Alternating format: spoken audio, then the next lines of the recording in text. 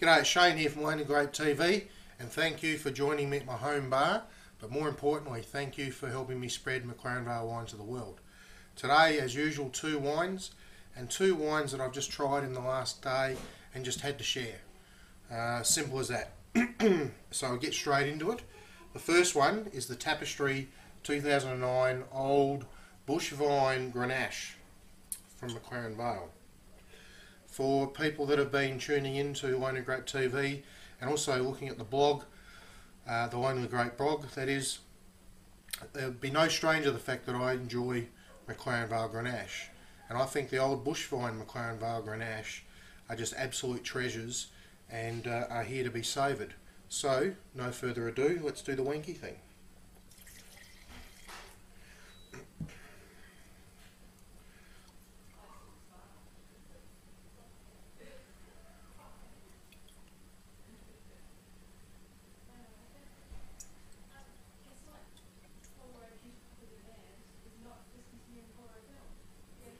Okay, straight away I'm getting red fruits on the nose here, and my wife just lifted up her top to see if she could put me off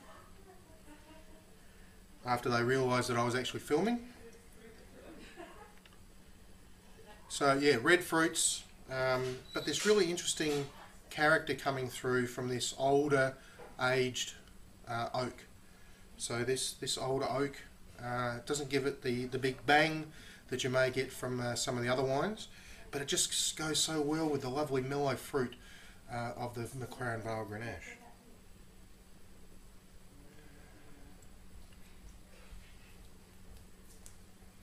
Just lovely, lovely fruit.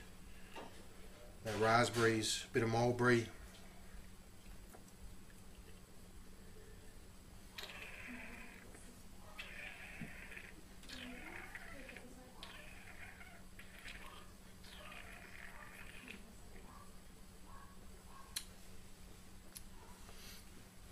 That is just very, very good.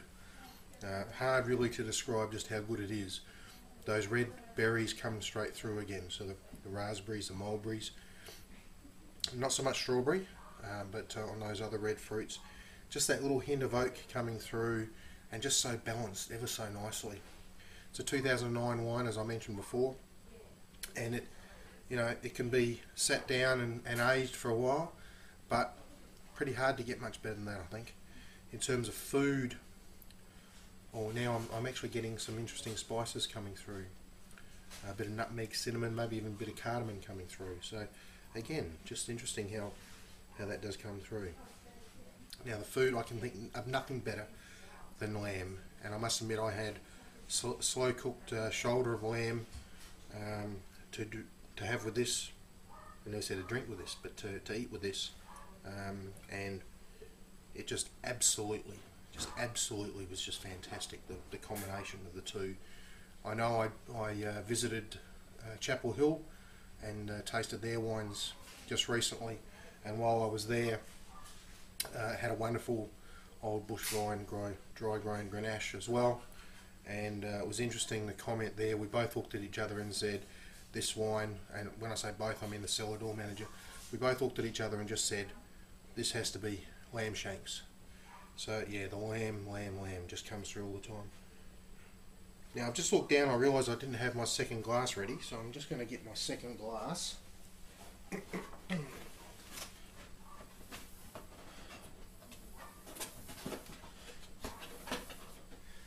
Because that is too good to not, sorry, too good to throw out. Now I'm going to give this just a rinse. Now the second one we have is another old favourite. It's the Inkwell 07 Shiraz. Interesting parody, I suppose. The wine is grown and made by an American from California, and the vineyard is on California Road. So I always think that quite interesting. So I tasted this wine first, to be close to 7, 8, 9 months ago, maybe a year ago, and was always very good then, and I thought now's a good time to try it again and see how it's coming along.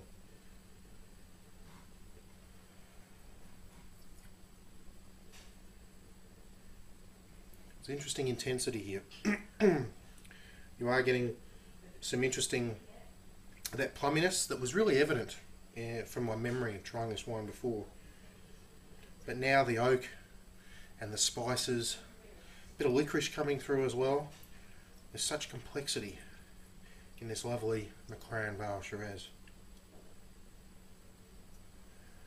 It's 14.9% alcohol, so it's not a shy wine in that regard. Yeah, that is nice and definitely coming together as I suspected it would in my initial trying of this wine.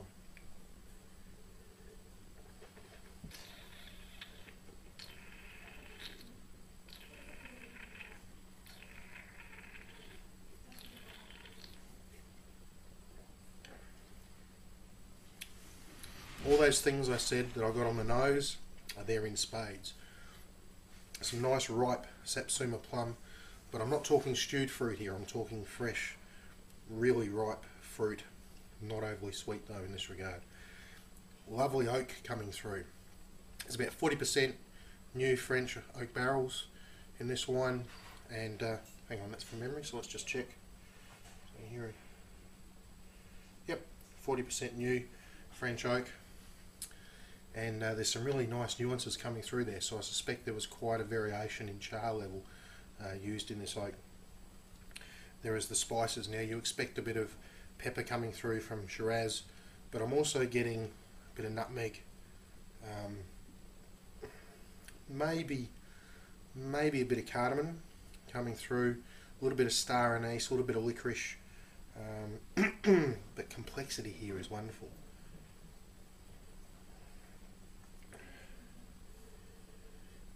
So in that 8+ months since I tried this wine has only got better, and I suggest it's got a bit more time on it yet. But definitely worth getting hold of. Now check out my website for the Inkwell.